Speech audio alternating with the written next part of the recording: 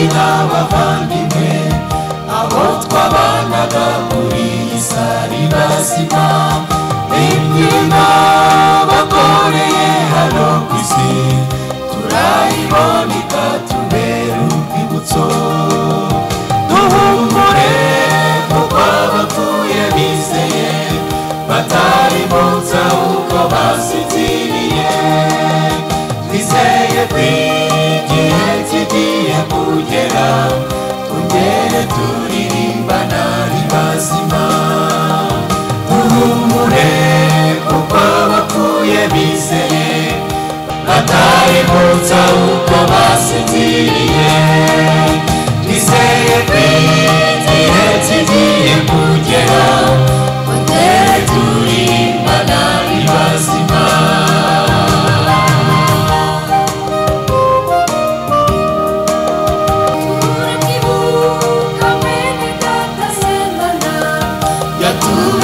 umuyobozi w'indahemuka yararirimba kandi akabwiriza ijwi rye ryiza ntituzaryibagirwa duhumure kuko abapfuye bizeye batari munsi ahubwo basinziriye twizeye ko igihe kigiye kugera tugere turirimbana ari bazima duhumure kuko abapfuye bizeye batari munsi ahubwo basinziriye twizeye ko igihe kigiye kugera tugere turirimbana ari bazima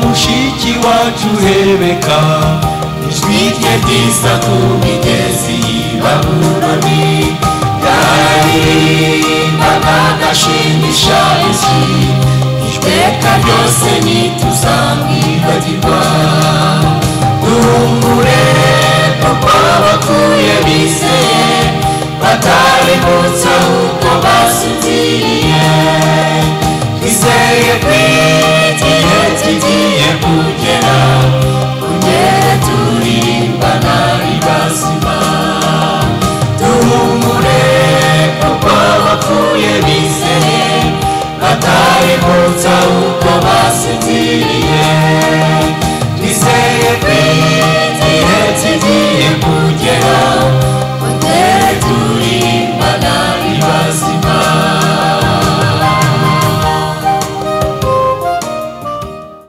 amazina yababwiye keretse abaje nyuma nitwa Pastor Wanyurwa Alphonse Frere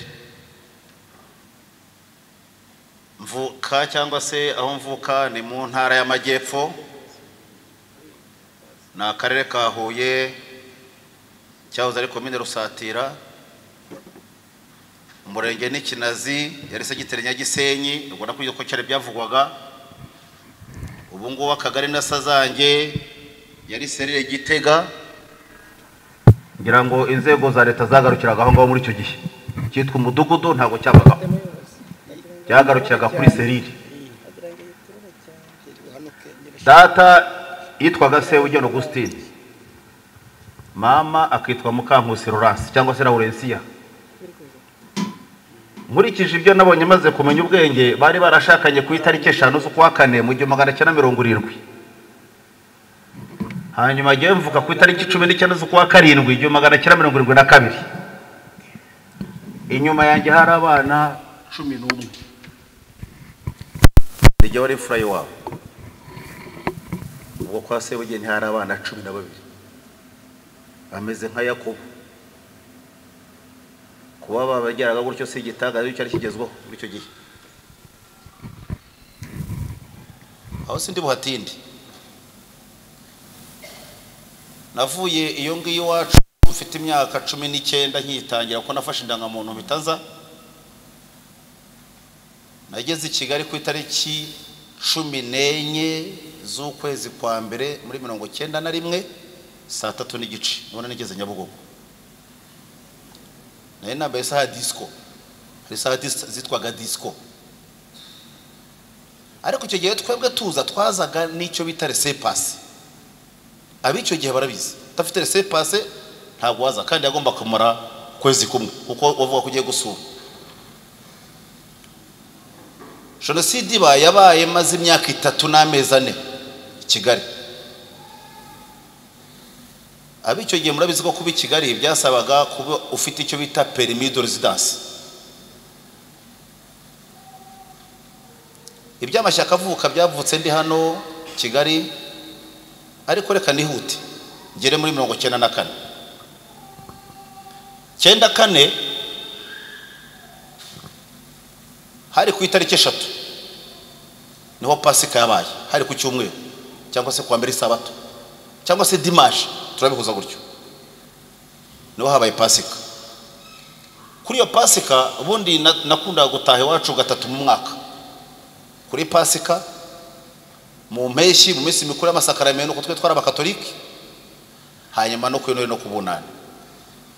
Yo nagendaga nakunda kumara nk'icyumweru, ariko iyo Pasika ntashye nibwo nagiye kureba sogokuru. Nafite sogokuru Bahizi, yari ravutse mu 1896, kandi mu 1994 ari umusaza w'imyaka 98, yari akomeye. Ariko ngerayo yarampamagaye nk'umwana uba mu mujyi, uvuye mu mujyi yo gusura ababyeyi wabo, ababyeyi be, ambaza uko Kigali bimeze. Icyo gihe Kigali nabaga hano ku Muhima, ababizi murabyibuka. Muri icyo gihe umuntu yari yatahaga, yagera mu rugo, hari igihe bamusanga nimugoro nijoro bagakubita grenade mu kirahure bagakubita kujyamo imbere, ugasanga abantu umuntu agiye atyo. Nuko byari bimeze. Niyo mpamvu akenshi uzasanga amazu cyane cyane i Kigali muri icyo gihe, cyangwa cyane cyane hano ku Muhima, wasangaga arimo amagiriyaje, ubugiriyaje bwegeranye cyane. Hanyuma arambwira ati bimeze bitarabwa, ntibimeze nabi. Nibwo yambwiye ati nahano bimeze nabi, amanama arakorwa nijoro. Ati kwa runaka hari imipanga ihari ngo yaguzwe gutema abatutsi. Ati rero ntutinde naho nkuko usanzwe batinda, utahe mu gitondo zinduka utaha. Hari ku itariki 3 zinduka kuko ntaha arabinyumvisha, ambwira ibintu 3. Burya iyo umuntu ari mukuru hari igihe aba areba ibintu kuruta uko abato babibona. Ambwira ibintu 3, arambwira ati ndabibona neza, hari ikintu kigiye kuba, kandi nikiba kizaba kibi kuruta icyabaye 5 n'ikenda. Ati nubona bibaye ibintu byo kwica bitangiye kubaho, icyambere indangamuntu uzayihishe. Iki kintu cyambere yabwiye. Icya kabiri, nubona abantu bahunga ntuzahunguze no iwanyu, uzahunga ujya hirya aho batakuzi. Icya gatatu, ntuzagira ubwira aho uvuka. Nibyo bintu 3 yambwiye Bahizi. Kucya mu gitondo ntega imodoka ndaza, kuwa mbere kuri 6 kuri 5, kuwa mbere cyumure kuri 3, kuwa mbere kuri 4 ndaza, kuwa kabiri kuri 5, kuwa gatatu ku itariki ya 6 hari mercredi cyangwa se kuwa kane Sabato.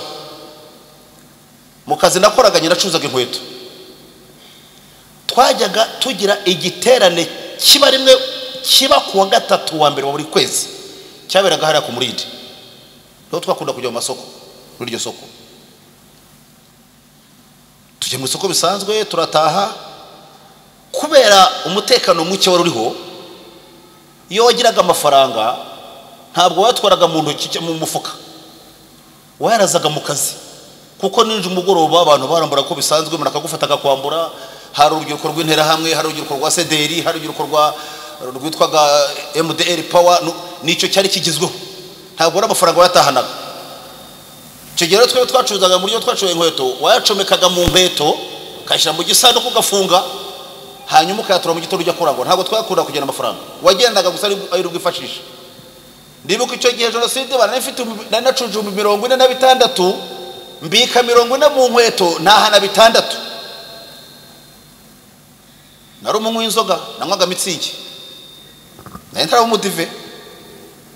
Hanyuma nimugoroba ntashye ndaza njya hano haruguru aha bari kwitwa Cheniveri, aho hano Cheniveri irahanga hari habaye igikombe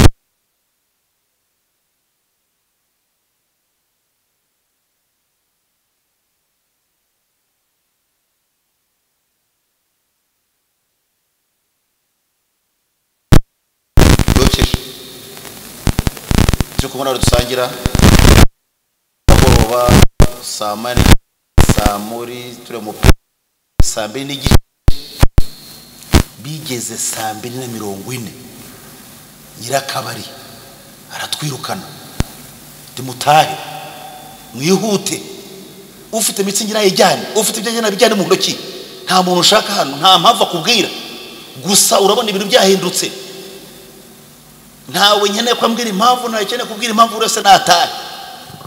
Dusoka Cheniveri caruguru gatoya tuzamuka ruguru ya Sizere dore hano hari Sizere ahaga ndazamuka nkigera i Kigali namaje gutura munsi ya gereza hariya mu Kanunga ku musaza w'umunyarukoma witwaga Kwaya niho nari ntuye. Hanyuma interangwe zirahatwirukana n'ijoro turahunga batushukeje n'ijoro urese arahungukwe bitava aho twabanaga turabahungu twakoranaga n'abavandimwe tuvuka hamwe babiri bahita bamanuka bajya gutura inyuma kwa Kabuga hari akabakene nge mpita nambuka ndaza njya gutura hano imbere ya Pakope ku musaza witwaga Mariro cecuru wasengera n'umukecuru witwa Keziya kigera nari umukaturika ariko barabadiva icyo gihe yajyaga ava ku kazi saa 6 nje kurya tugahora bavuye gusenga.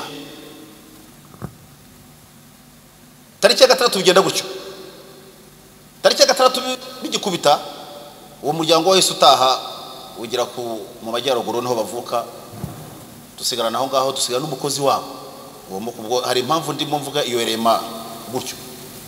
Tariki ya 7 ubwo mu gutaha twatashye dusanga ibintu byanditse mu muhanda nta muntu ugenda ubusitani ibintu byari byamaze kumenyekana ariko tutarame cyabaye. Ndagenda njya mu rugo, ngeze mu rugo dufungura radio. Iyo wafunguraga radio ubundi hari ukuntu hazagamo icyo bita misike classique. Misike classique ni za ndirimbo zitagirijwe, dutegereza ko bavuga ko hari wapfuye, dutegereza umupolitisi wapfuye turaheba.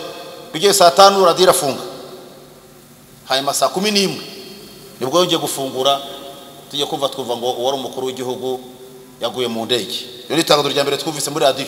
Rya kabiri nta muntu ugomba kuva mu nzu ye, nta muntu ugomba kuva hwari, urwese aguma hwari. Urwese atangira gutekereza ibibaye, urwese atangira gutekereza ngo bizagenda bite. Umuryango mvukamo aho mvuka aho twari dutuye hari hafituye abagabo 5, abandi bari baragiye gutura aho bita Kibungo za Nyarubuye. Yari umuryango ufite bari abagabo 7 n'abagore babo 7, nta mupfakazi warimo nta mupfakara urimo. Wari umuryango ufite abantu 74. Reka none hute ntago ndabivuga byose, ndavuga mu by'ingenzi cyane.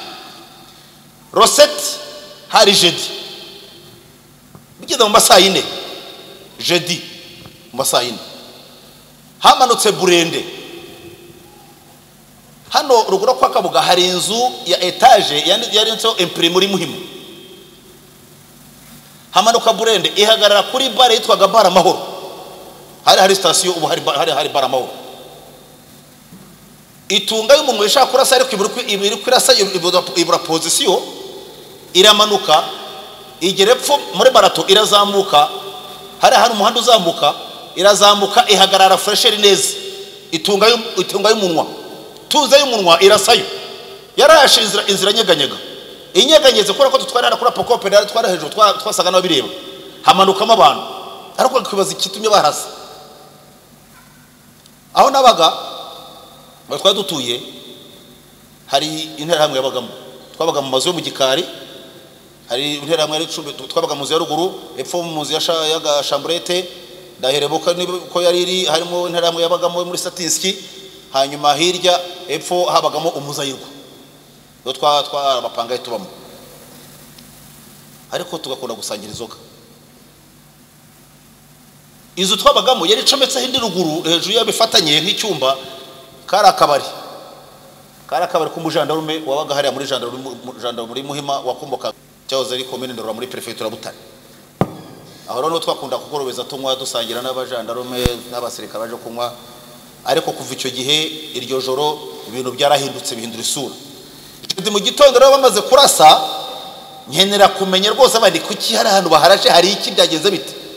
Hanyuma mbwira iyo ntaramwe ramperekeza,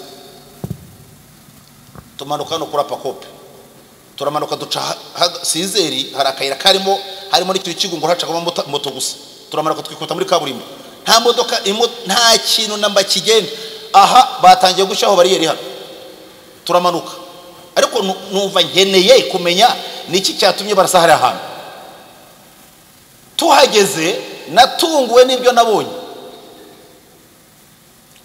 nasanze abagabo bambaye civile, nsanga abo babyibushye n'abananutse, nsanga barebare n'abagufi, abo n'abazigenda n'abantu barindwi,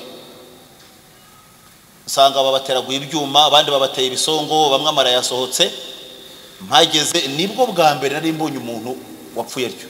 Nari menyeye kujya gushyingura abantu umuntu yapfuye twaye gushyingura, ariko nibwo bwa mbere mu buzima bwanjye nari mbonye umurambo umeze utyo. Mbura imbaraga zinjyana imbere, mbura izinjyana inyuma, ndahagaraba nk'igiti. Kera kabaye mbaza wa ntara twari kumwe, none se aba nibo yaburende yarasaga kugira ngo bavemo, none se kucyaho bapfuye? Igisubizo cyihuse cyane ati impamvu bapfuye ni inyenzi. None se nabaga muri senide? Ngiye mrenze ko abo itinyenzi n'abasirikare babaga muri senide ati hoye, ati n'abatutsi. Hari ibisubizo biza cyitwa iby'akamena mutwe, ugasa n'utabyumvise, atari ko utabyumvise ahubwo wibaza iki giku. Nabwo nemerekeza turamaruka tujya mu isoko, njya kureba ko ya mafaranga yakirimo. Nyamubwira nti tumaruka tujye mu isoko, ati handi ukorera kuko arahaza, ati ukwirugo ujyayo, ati nta kibonayo, ati babisahuye byose, mpita nimaje ko n'amafaranga yagendeyemo. Ariko tugende tuhanyuze dusanga koko ibisanduku byose babimennye, nta usibye n'inkweto nta n'itapi wabona. Turazamuka mu isoko, pasanga umukecuru twajyaga tujyana mu misembere mu gitondo, buri gitondo niba turya mu gitondo buri gitondo twageraga mu misasete famille. Ambonye arambwira ati mwana wanjye urajye urakora iki, uri murazerera nta soni ufite? Ati niko agiye amvuga mu izina nti koko yacuzaga imineke, aragenda amasera abiri yakamara amasenge. Ati rero ntabwo nzi kugera mu rugo ukubaza umubwire ko uvuye guhaha, nguhereye imineke kugira ngo gutambutse. Nihagira ukubaza umubwire ko wari uvuye guhaha, ariko nugera mu rugo nubona ugeze amahoro, kuko yaranzi neza nubona ugeze amahoro. Ntabwo ibintu ari bya bindi. Datashye Roseti burije Rowiti Ronefu.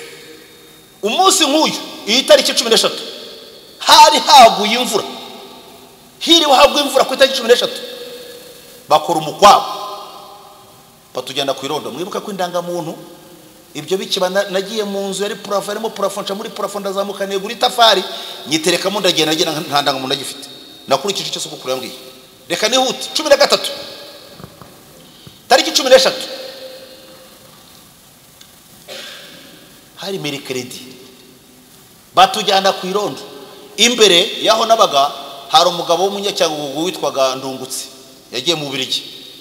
Hari na telefone iri public, abanyeshuri bo muri Pakope nibo bakunda gukoresha cyane. Aho rero nibo bashyize bariyeri, batujyana kuri bariyeri, baradukukumbye mu rugo, baraje ntirango zose baratuvuga bati mwese ku irondo. Turagenda tugezeyo baratujonjora baka ibyangombwa, bafite ibyangombwa rigenda ndangamuntu ufite.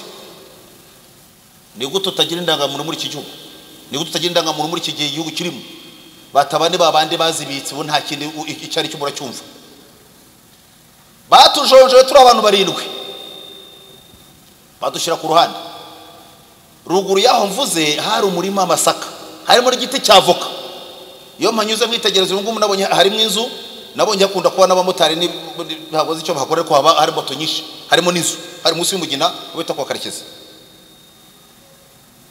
badushyira ku ruhande rero bijonjoramo bagiye kudutema ab'inkota ab'imipanga ab'amahiri. Igihe bagiye kutwica ku ruhande neza bashyize ku ruhande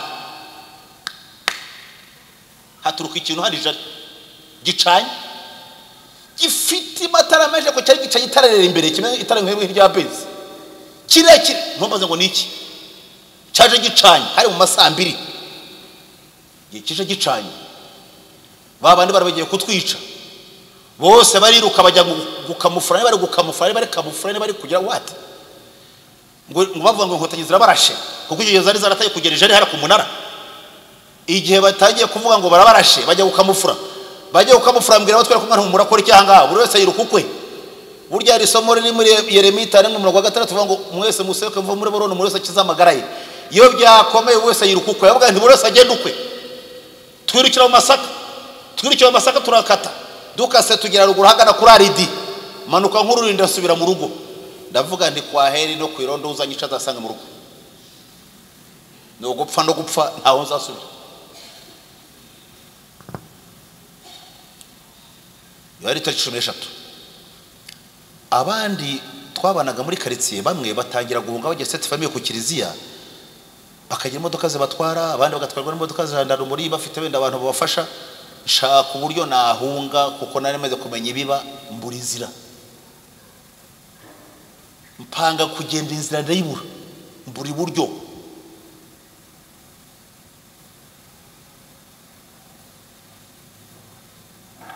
Bari baragiye gusahura iyo ntaramwe na bagenzi be bari baragiye gusahura hano mu mujyi hari iduka ryitwa Audiotex.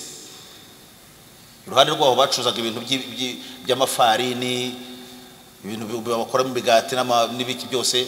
Baragiye bapakira amafarini bapakira amavuta yitwaga kanora bapakira amata y'ifu yitwaga bere oranje bapakira ibimisemburo bashyira mu mandazi barapakira araza arundiwe.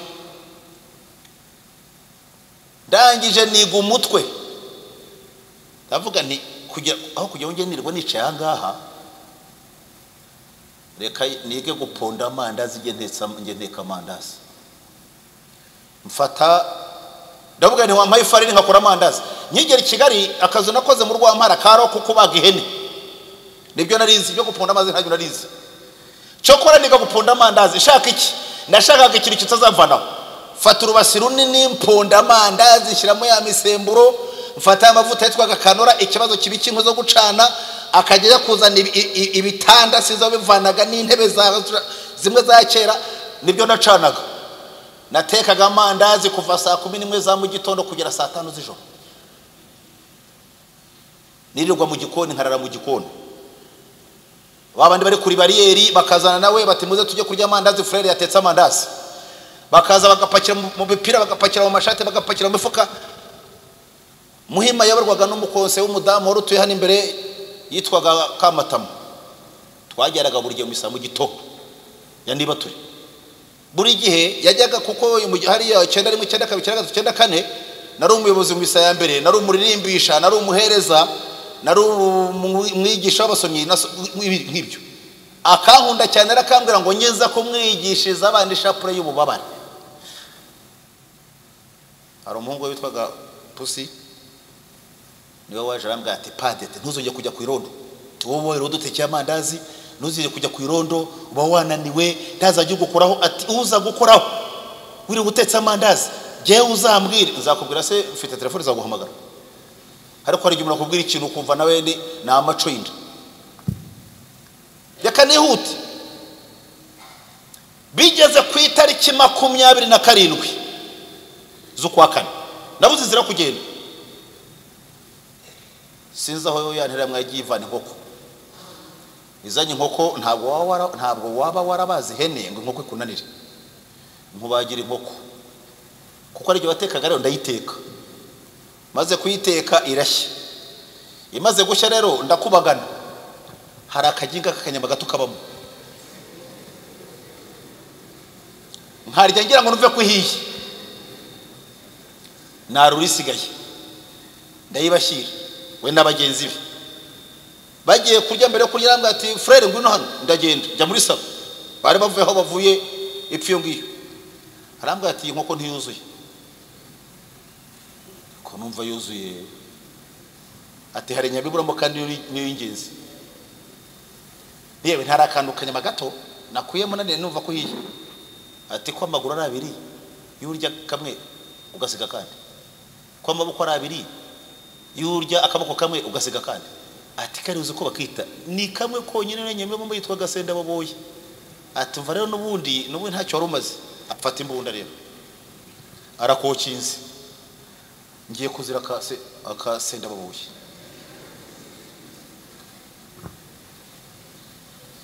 ayishyira ku gutwi ndavuga ntibyawe ndi seriye nuko yarakaye cyane nizanira inkoko intambara nayirwaniye arangije umuhungu twabanaga arabwira ati ariko se runa koko ubwo furere ugiye kumwica umuhora ako Gasenda waboye bigeze kumufunga yateye ahantu yajyanye grenade yica umuntu baramufunga bamufunguye tujya kumwakira tumugura wisiki n'inkoko wibagiye ukuntu wafunguye furere akakugura wisiki wibagiye ko ari kwakiriye wibagiye ati to ati iki kigo gise n'ubundi ko kitazaba ati ntacyo nzaba gica ubwo ndarusimbuka sijye wahera ku itariki 28 bukeye bwa hari umuhungu wacu waragiye mu gisekere twiganye Sarayi ajya mu gisere cya Gisfari yari atuye munsi aho yarantuye aho nari ntuye hariya uwe sinzi uko abigenje ajya mu cyari wacu ajya mu yagiye mbere kuko yaje kuri 28 ambwira inkuru ivuga ngo umva frere nje kukubwira ibintu ariko witegure kubyumva kandi ukomere ni iwanyu bose barashize bashyinguye imbere y'inzu yanyu barabishe babasenyeraho inzu harimo abantu benshi bari bahungiye mu nzu yanyu kandi koko twavanye abantu 46 rero icyo gihe kugura ni kimwe gerageza urebe ko wazabaho no usigaye mu muryango wanyu kwa Sebugeni urebe ko wazabaho atari ko ntabwo nzabivuga ukomere aciye waragiye 31 ya mbere 2 3 4 5 6 ku itariki ya 7 z'ukwa gatanu hari ku isabato saa 6 zuzuye hari ya disco ni nkifite saa 6 zuzuye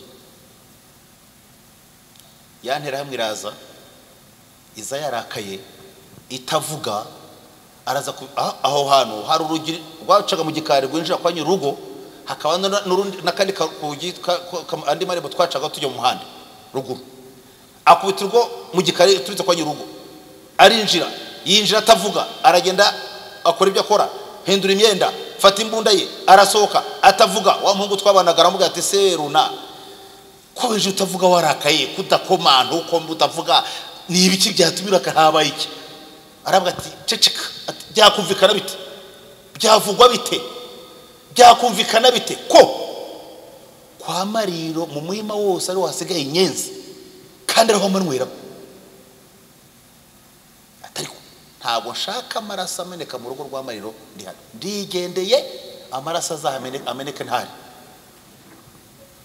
kubita urugero sohoka agisohoka urugura hamwe wa muryango hinjira umusirikare twaya dusangira inzoga hinjirana n'inkumi baraje arasuza ati bite frere ni byiza inkumi nayo mbonye twayirukanaga cyane tuyakurya ati uracyabona ndacyariho ati komera wihangane neza kunduza komeza uko twari tuziranye ati ise baramwishe na nyina ni uriho ariko umusirikare amuzanye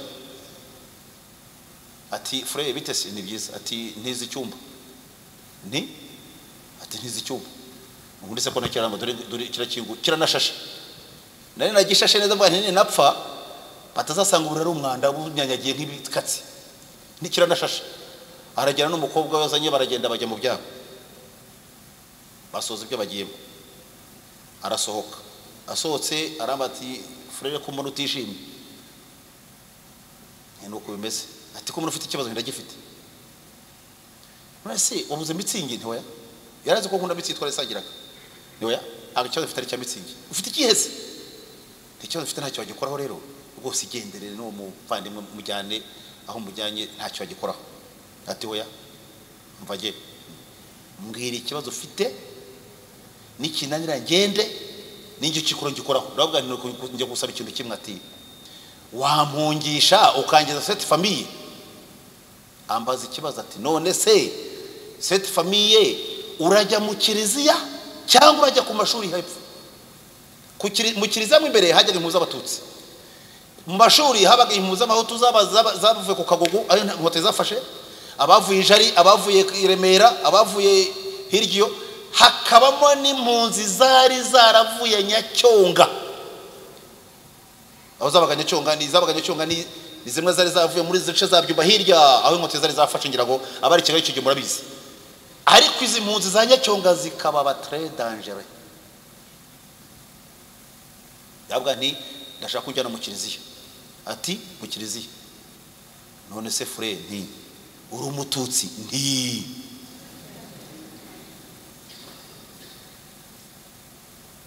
amara umunota umwe ataravuga aranyitegereza mu maso kuva rero bambwira ngo wacu barashize nabaye nk'ikinya mba nk'ikihebe numva ntari cyo binambwiye nyuma y'umuntu atarambwira ati waba umututsi waba umutwa waba umuhutu ati frère ntabwo twabanye nabo nanguraga inzoga ndaje nkujyane itegura ariko ntugende nk'uhuze genda ufata icyo tukora icyo niba ari cyo wambara uzamuka nk'utembera duhana kuba yafite akabazo ka starlet asimbuka ne yankumiye umunota umwe aragarutse agarukana n'abasirikare babigenzi be umwe amushyira mu nguni imwe undamushyira mu nguni nabanaga na mukuru wanjye kwa data wacu araza arambwira ati frère nazamuka ndazamuka turazamuka duca muri ku muhanda nafashe ibyo nambara kubitamura amapantaro abiri imipira ibiri amashati abiri imbere nk'utembera nuko turazamuka nicara imbere undi yicaramo hagati bashyiramo babandi bashyiramo imbunda amadirishya turazamuka kubita muri muhanda uzamuka kuri aridi twikuta muri kaburimbo tukinjira imbere iri nzu yitwaga Token Reserve hari ibiro bya Emerenid niho byabaga hari bariyeri iyo bariyeri tuyigezeho ntiyatworohera atabangaba ati nabavandimwe turi kumwe turagendana cyangwa ni nyeza ati hoya aragenda tugize kureto ara kwa Rusirani hari bariyeri ya Kasha bibi ikibazo baranatongana cyane abati je ntago natwara nyeza nihuse aha mubona rompuwe rero bariyeri mbi yari kuri Panafrique umanuka indi iri winjira mu mujyi ndumva ngo umuhanda winjira muri rompuwe wariho bariyeri nusohoka muri rompuwe hariho bariyeri arambwira ati bariyeri kuri Panafrique umanuka aho tukate Panafrique hari bariyeri mbi bo babanyambura arazamuka akatira kuri centre culturel aragenda tunguka mu muhanda inyuma ya centre culturel aramanuka nkujya kuri Saint Paul agaruka inyuma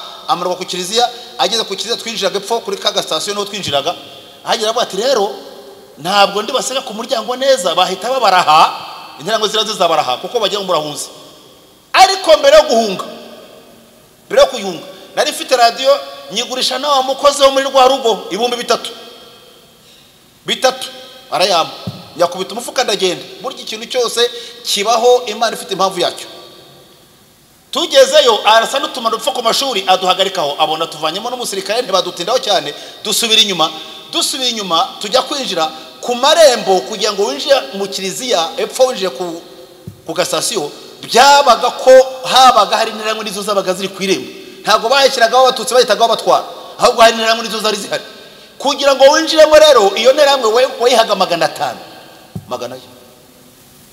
mageze nsanga abandi bantu bo kumuhima twari duturanye bangiye kwinjira kubera ko nta mafaranga bafite harimo n'abakoraga muri beneri y'ubutegetsi bwabaye bwo mu muhanda butagira amahoro umuntu wese ibibazo bimugeraho bari bicari bane ndagiye mwumve akamaro ka bya bitatu tugiye tubajije kwinjira bati nisenyiza kwinjira hano utayafite ntahujye winjira ndikubona mukuru wanjye hari abandi bano bakumwima nabo bicaye bangiwe kwinjira kandi gutindaho wabaga wishyira mu kibazo babagahita bakura abatakuzi ndere wa mushura ati batwagiye ko kwinjira ne 500 tureba abantu bane batwangiye mbajije bati 500 nawo muri munajye ngo ni 1000 naba abandi bane ubwo ni 2 bitatu ndiramo haturinjira twese bya bitatu nuko byagende aho ngaho nta ndijana ninjira nyuma twijemo turi 6 ibihumbi 3 tariki zirwe kwa gatanu hari ku isabato tuzabyibagirwa ninjiyemo twinjiyemo nka saa 8 n'igice ku isabato aho si matinda kuko tugiye kujya muri gishi ntago twabivamo tugezemo ibintu bibiri kuhura n'inzara nta cyuri burye kurwara inda nta kuri bukoreho ibyo ari kurabimenyera tariki 16 kwezi kwa gatandatu hari jeudi kwa gatanu isabato 16 z'ukwa gatandatu niho habaye operation y'inkotanyi ziva ku gisozi ziza kubohoza abatutsi bari Saint-Paul hari mu ijoro rishyirwa gatanu ku 16 z'ukwa kane hari jeudi niho iyo operation yabayeho arabatwara ariko bari cette famille ntitwagenda ntambara atangiye mu masaa 2 z'ijoro irangira mu masaa 9 mu masaa 10 kuko imbere ya kiliziya hari bari bakiza imbunda buke mu gitondo kare saa 10 n'igice ndabyuka njya hanze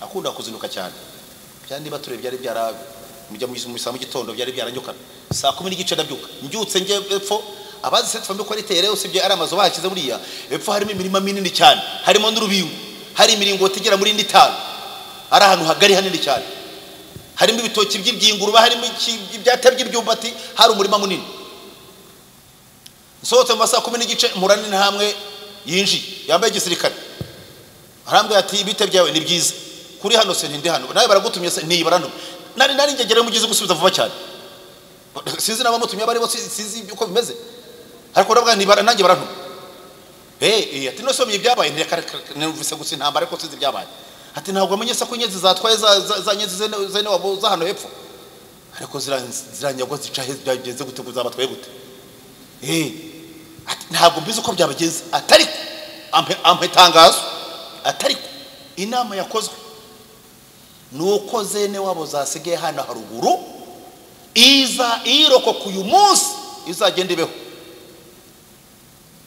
iryo naryo ndaryumvise numvise ko umunsi turi bupfe 17 hari vendredi kuwa nyuma kutaki 17 z'ukwa gatandatu hari friday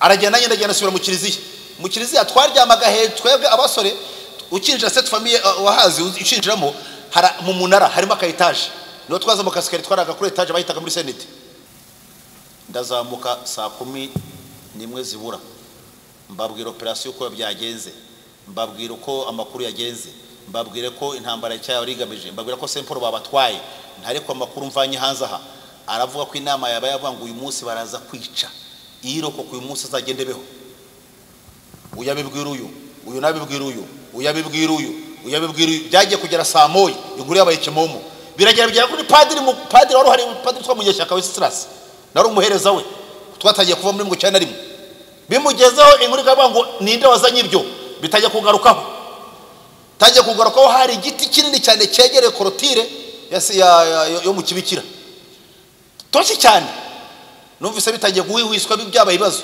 ndagenda nurira igiti cyari igiti kinini cyane gitoshye ndagenda nyurira ngera gushorishore bwacyo nicaramo saa moya saa 2 saa 3 saa 3 n'igice saa 4 n'igice abantu bamaze kwibagirwa abantu batetse abatekaga ko bateka biraya buri wese afashwe kwe yirwanaho saa 4 n'igice tugiye kubona saa 4 n'igice mbona prefet w'umugirezaho ajemo na directrice y'amashuri twange ingere na hariya ajemo iyo twabonaga abayobozi bajemo yari sinye ko hagiye kuza igitero cyo kwica babaga baje kureba abantu ko bangana bagisohoka babaye bakizamo bagikatakatamo babaye bagiso bataragera hanze intera hamwe n'abasirikare baburiye korotire bazengutse ikigo barakigota hejuru ku gipangu ubona undi hano ukazengurutsa amaso ukabona bahazengurutse barakikije urugo neza, baduhagara hejuru barebamo neza,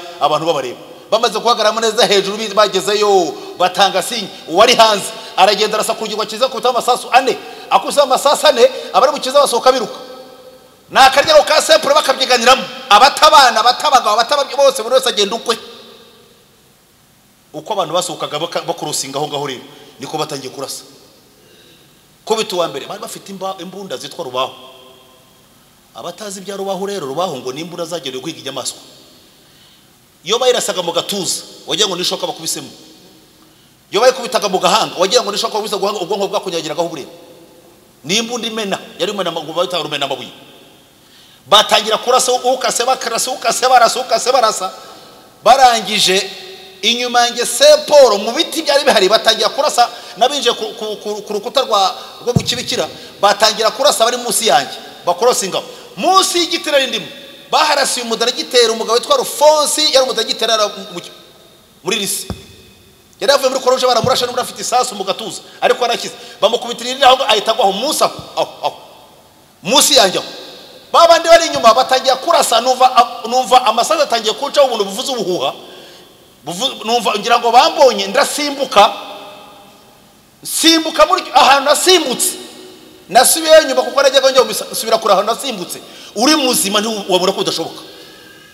Narasimbutse nikubita hasi, abari inyuma baravuga ngo nguwo, bambonye bakubita isasu rizamura ivu. Hari abantu bamenaga ivu, ababaga batetse bakubita ivu rizamura ivu n'uwo babonye. Icyo nakoze nabandi kugira ngo batahurikirane, mvanamo ishati nambaye nyijugunya mu rubingo, nkombeje imbere igihe barasanaga. Umwe arasa mugenzi w'akaguru, arashe mugenzi w'akaguru, nera burashe mugenzi we, batanga itangazo rivuga ngo stop, nimwe muhagaze, tutarasana twatagiye kurasana.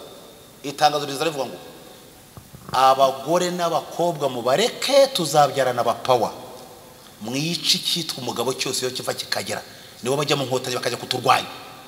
Kubw'ibyo rero abagore mwese n'abakobwa muca, hanyuma abagabo nange mucanga. Kimwe mu bintu abantu bazira no kutumva neza, numvise neza message ko yavugaga. Icyo gihe nari niyogoshesheje n'ugwembe n'abagenzi banjye, twiyogoshesheje n'ugwembe n'abakobwa bagenzi banjye. Abasore barimo twiyogoshejwe n'ugwembe iryo joro uwo mugoroba, kuko hari ikibazo abakobwa barazaga bakabatwara babatwara ntibagaruke. Ndabaga ni kuba baza bagatwara abakobwa dore izi menshi izi plate uyu musatsi wayo ni ugaragaza ko muri inkumi bagatwara ufite imyaka 13 bakagira ngo uri inkumi. Kubw'ibyo rero muzano mbereke tugura urwembe turabogosha. Burya rero umuntu wamwogoshe nubwo yaba ari umugore mwiza ate, ukamukuraho umusatsi agasigarana igihanga cyonye, uramuri ukabona agasurira.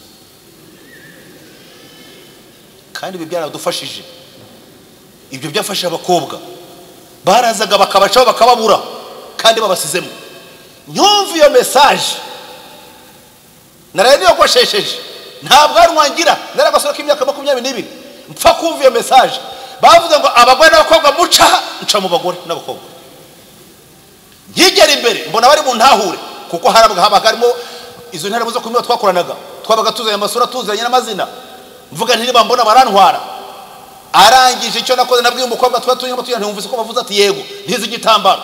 Yamaye igitambaro ndagipfundika iminota 2, pfundika kurenza umwa DP, pfundika mu mutwe igitambaro gipfundika neza. Mbwira umudamu mujye twari kumwe bamaraza kuburasira umugabo, ntizi igitenge ndagikenyera, nkengera igitenge nitega igitambaro ndagenda mpinduka umugore. Ubyumva birasa n'ibishekeje. Batwicaza hano imbere yanjye abagabo barashe, abo twakoranaga twashuzaga abantu kumuhima boeshizi bara imbere yanjye, abo nabaze bara abagabo 66 n'abakobwa 2. Bari bavuze ko nta bakobwa bica umukobwa ngo yitwa ya Senta wigaga muri Apokopi twana mu Rugenge.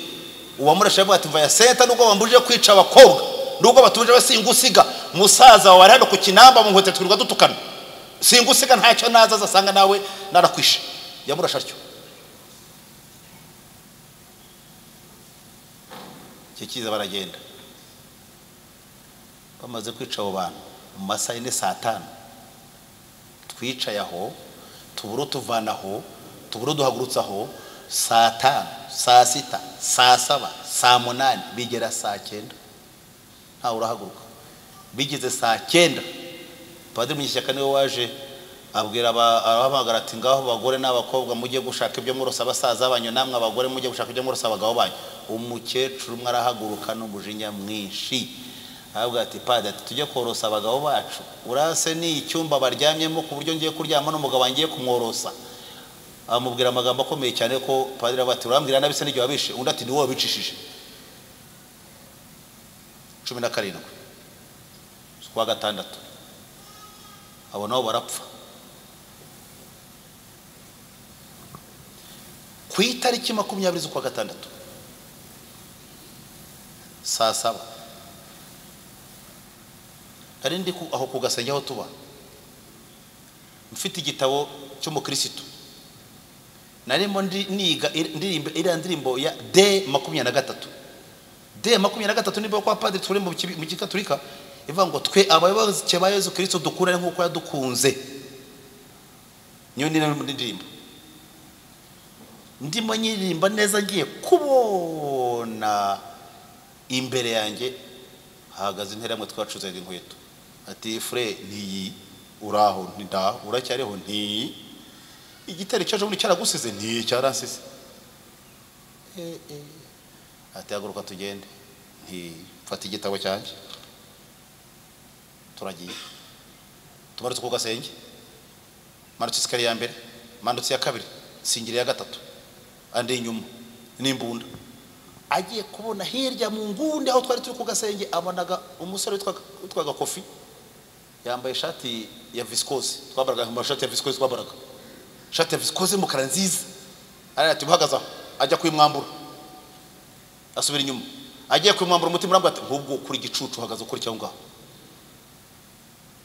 umutima urambwa ngo simbuka ndasimbuka sigara mbere kabiri ngera hasi ngeze hasi umutima urambwa ngo nukomeza imbere arakurasa arabakureba hirya mu nguni hari ibintu by'ibisafuriya binini cyane bimeze nk'ibice by'ibigunguru bakoreshaga baponderamo umucanga bubaka ndakata mu nguni ndagenda neza ndimunya ndihinahina njya muri icyo gice cy'ingunguru nkicaramo mfata ikinda kipfundikiza amaze kumwambura ishati aramanuka amarutse arambura amaze kumbura areba ati nta muntu ntigeze atekereza ngo ore muri bya bintu byera biraho ngaho ariko gusa ndimo ndamurebera munsi mu ndamureba arangije umujinya uramwicara amanuka akigeramo hagati kubitana n'umusore witwaga Inyasi yafite agakioske rugura kiliziya ati nta muntu mubonye aho mbese Kristiya nunguka mu kibikira ndamanuka kuko harimo inzira itungukayo ndamanuka maze kumanuka ndagenda nca muri urwo rubingo ndagaruka inyuma ndeba aho bahagaze neza aho bari barabajyanye barabasore benshi ntazumva ari gusa baragiye babatsindagira muri Hiyasi yari ifite plaque ya FB 0852 itukuru ntabwo izava umutwe ndakeye babatwara uko bagiye batyo bajyanywe n'umusirikare wari wabatwaye yitwaga Lieutenant Colonel Munyakazi abo nabo bagiye batyo 21 zirangira 22 zirangira kwa gatandatu kurarangira ikintu cyitwa inzara gifata abantu burya rero umuntu utaka inzara burya ngo utaka inzara ngo ndumva shonje nuba wizeye ko ari burya ubundi yo ntacyo ufite uri burye inzara irakurya nawe ukayirya mukaryana ikibabe kikagenda abantu inzara yarariye abantu bakubitwa n'inzara abantu barasonza abantu barwara inda abantu babura ubuzima kugeza ubwo hashize nk'iminsi 10 imvura itangiye gukama abantu batakibona amazi imvura twigwaga amazi imvura avuye ku kiliziya heje kubategura imvura itangiye gukama amazi ntayo abantu baragenda barahinduka kundi cyane kugeza ubwo abantu bari batangiye kwicwa n'inzara cyane abana bakiri bato hari abantu babyariyemo hari abantu babaga ari bakuru inzara itajya kubica ndibuka hari akaziga k'imyumbati bagera bwa arumufrere witwa Stan hano ku Gisozi aho bita kwa Stan twarabanaga aregwa Padiri ati inzara igiye kubica Padiri ati nta wundi buvani ibyo aho ndi buvani nta wundi buvani polici ntaho ndi bivana ati ngo Imana izi byanyu. Aranga yataravuga ati cyakora hano harimo akaziga k'imyumbati, hatabashoboye gucukura guhaha cy'imyumbati bagera bacukurira imyumbati. Akibivuga ndayina cigiti cy'umwumbati cyo hasi gikomenda gisongora n'urwembe. Turajya tujya muri sterine tuvoma amazi make ducukura hejuru amaze gukobara dusukaho amazi hejuru. Turajya turacukura iyo myumbati twareheke idutunga imisi 3.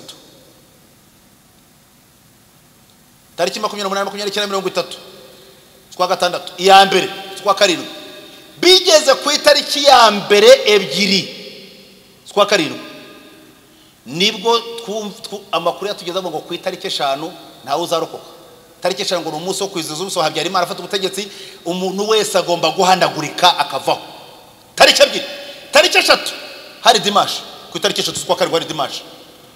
Padiri Munyeshyaka ajya gusoma misa, ariko ubwo sinyira umuhereza we ko nagiye kumuhereza mba nk'inkongobotsi ngo shoga gaca kayira banishyira ku karubanda.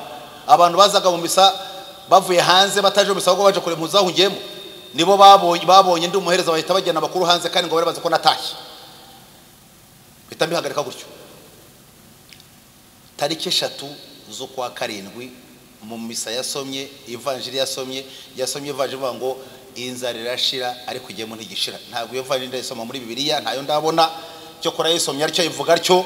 Aravuga amagambo make cyane, arafunga. Tariki 3 hari dimanche saa 8 saa 7 saa 8 saa 9 saa 10 saa 11 saa 12 saa 1 bigeze saa 2 ku cyumweru ku itariki 3 bigeze saa 2.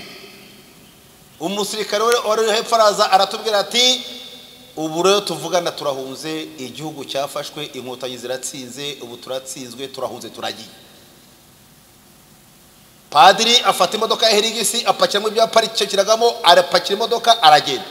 Abasirikare bafata akamodoka kabo kitwa Samurai barakurira barasaguka. Usagutse umwe yagiye kwicara ku ipine y'inyuma, niba muze akamodoka kagira ipine inyuma ya reserve, yagiye yicara ku gapine k'inyuma baragenda.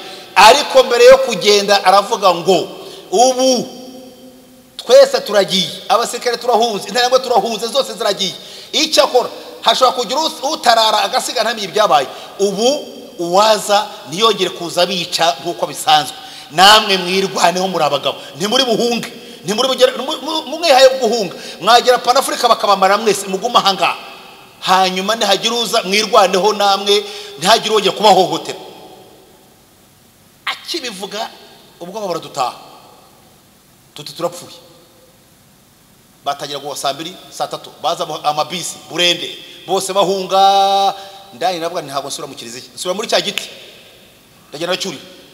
Bahunga ndeba saa 2 saa 3 saa 4 saa 5 saa 6 saa 7 saa 8 saa 9 saa 10 saa 11 saa 12 saa 10 bazaje bagihunga saa 12 urakeye saa 2 ukaka bivuze koko.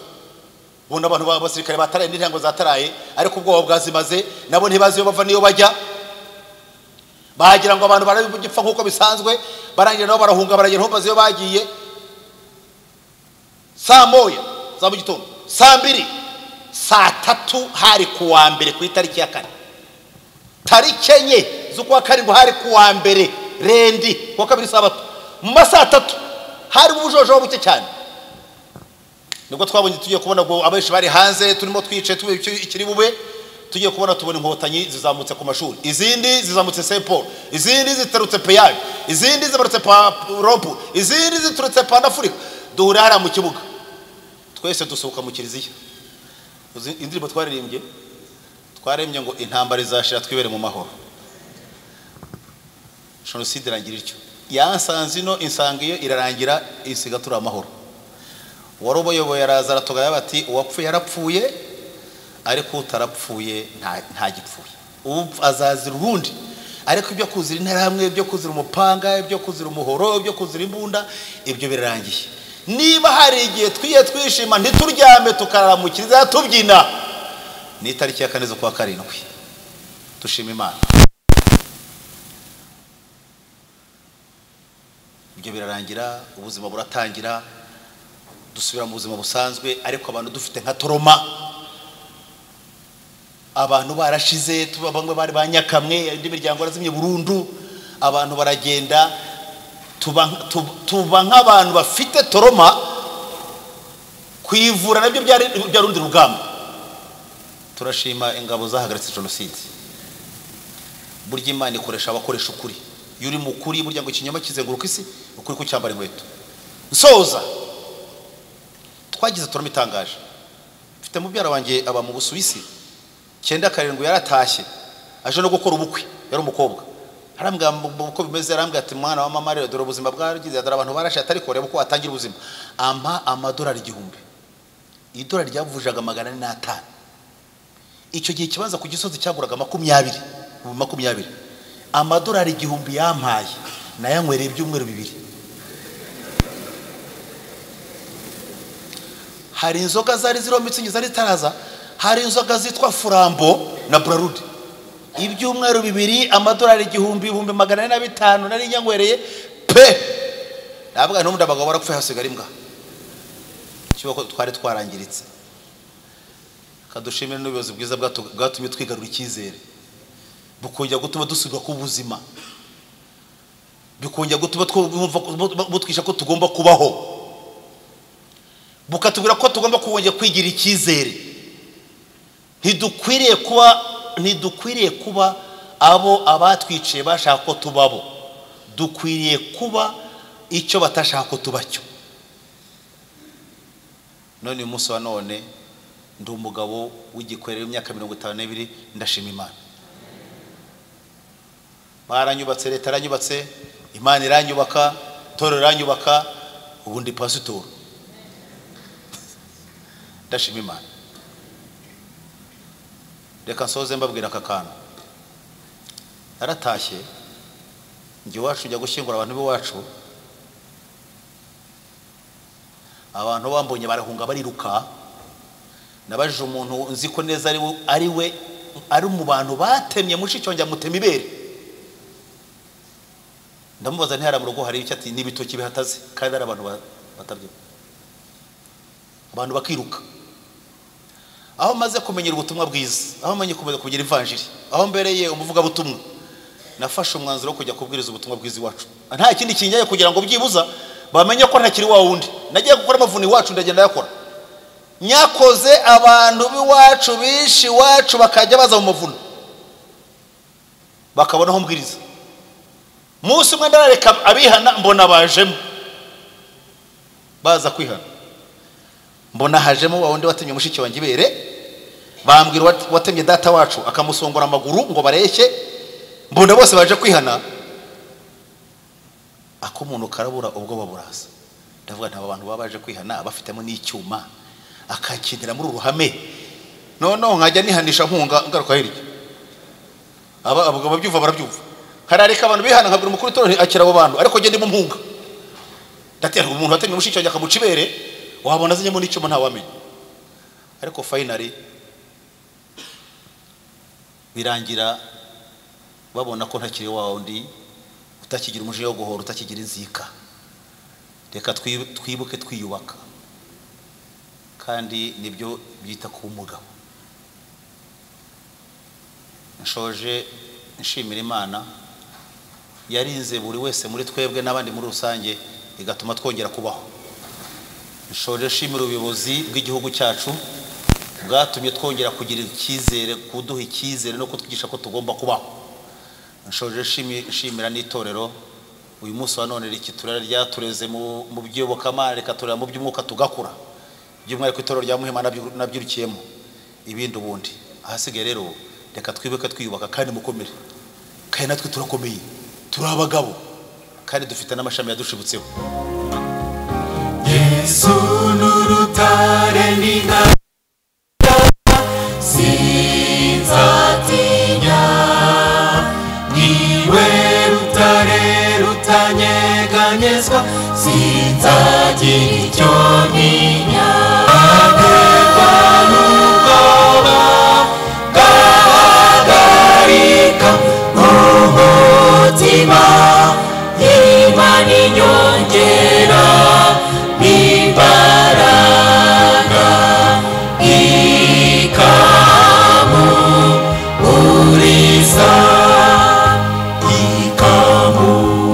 ikamuhuriza mutima wanjye shimira.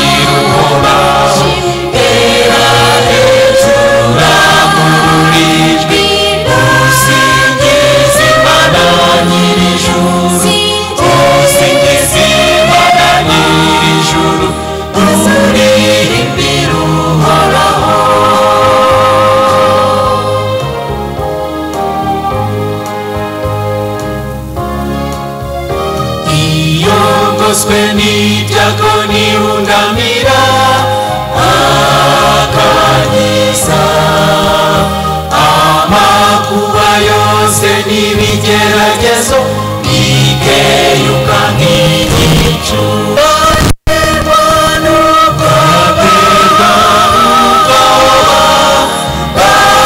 bahagarika umutima Imana inyongera imbaraga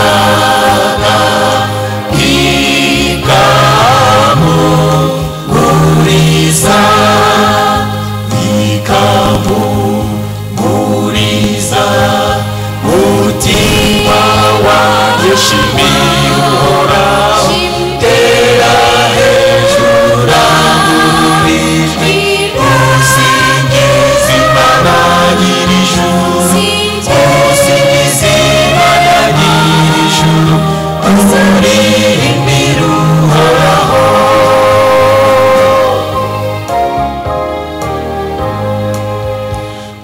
uririmbira Uhoraho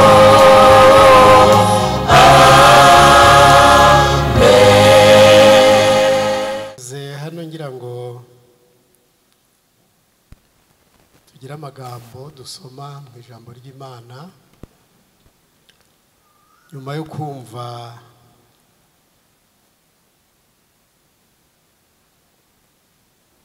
ubuhamya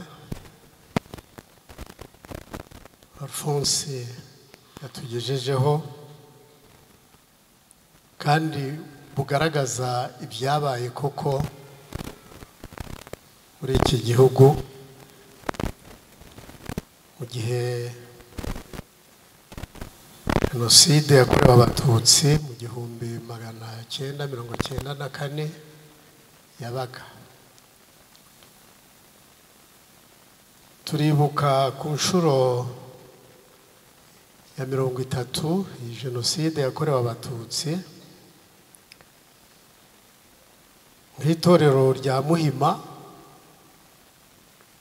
ndetse by'umwihariko korali abagenzi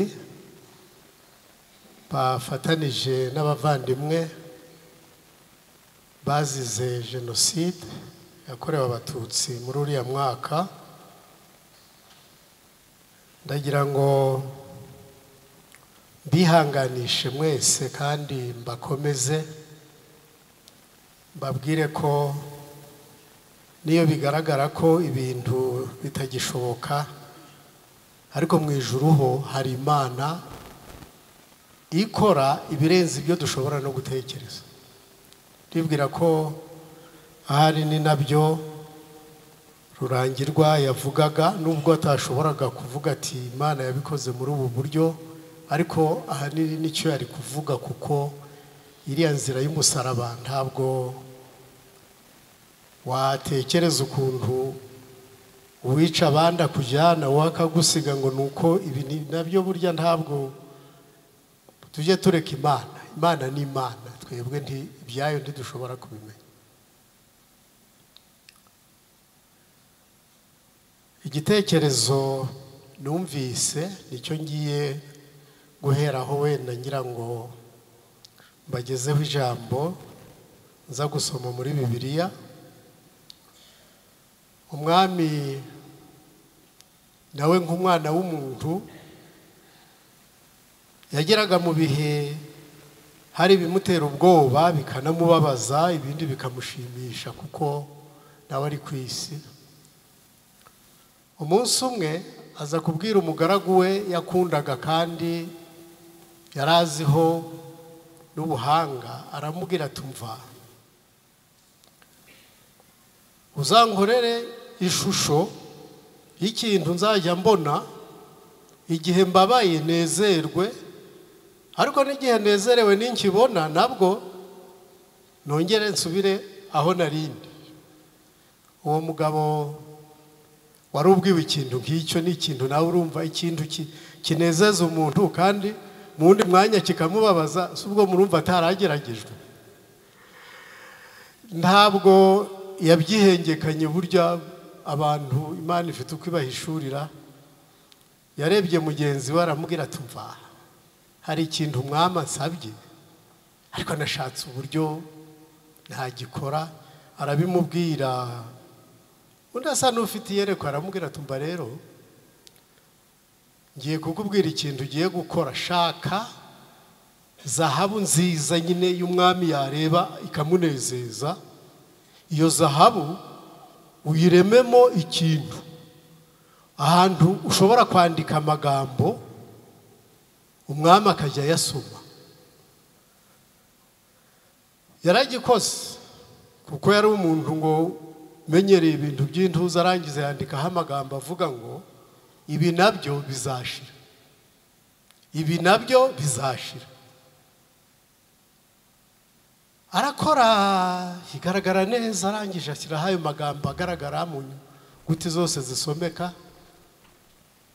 Noneho igihe umwami ngo yabaga ababaye akabisoma, yaranezerwaga ati burya n'ibi nabyo bizagenza bite, bizagenza bite, bizashira. Ariko n'igihe yasaga n'uwatwawe ahari wenda n'umunezero nabwo yabisoma akavuga tumva n'ibi nabyo bizashira. Reka mbabwire ko n'ibi nabyo igihugu cyacu cyabayemo, ndetse byabaye no mu bindi bihugu kuko si cyo cya mbere, nabyo nagira ngo mbabwire ko ibi nabyo bizashira, nabyo bizashira. Ubundi icyo dukeneye ni uko tuba abantu bemera kandi bakizera. Mu Baheburayo igice cya 10 umurongo wa 37 na 67 Pawulo yandikiye ababene wabo b'Abaheburayo, yandika avuga ati kuko mukwiriye kwihangana kugira ngo nimumara gukora iby'Imana ishaka muzahabwe ibyasezeranyijwe. 37 ati haracyasigaye igihe kigufi cyane kandi uzaza ntazatinda. Kigufi cyane kandi uzaza ntazatinda. Mu bihe byose biruhije ubuzima tunyuramo, ndagira ngo mbabwire ko nta bacurabwenge bashobora kugira amagambo bashobora kubwira umuntu ngo umutima ugaruke uhembuke, uretse kuko Imana niyo yaremye umuntu, niyo izi aho uko umuntu ababara, aho agera atabasha kwivana, ariko Imana ikaba ifite amagambo ashobora kugarura umuntu mu nzira, umuntu akongera kugira ibyiringiro.